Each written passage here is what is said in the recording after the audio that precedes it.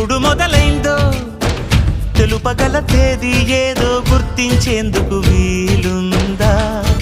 ప్రణయం ఎవరి హృదయంలో ఎప్పుడు ఉదయిస్తుందో గమనించే సమయం ఉంటుందా? ప్రేమంటే ఏమంటే చెప్పేసి ఏ మాటుంటే ఆ మాటకి తెలిసేనా ప్రేమంటే? అది చరితలు సైతం చదవని వైనం, కవితలు సైతం పలకని భావం, సరిగమలెరుగని మధురిమ ప్రేమంటే. దరిదాటి ఉరకలు వేసే ఏ నదికైనా తెలిసిందా తనలో ఈ ఉరవడి పెంచిన తొలిచిన కేదంటే?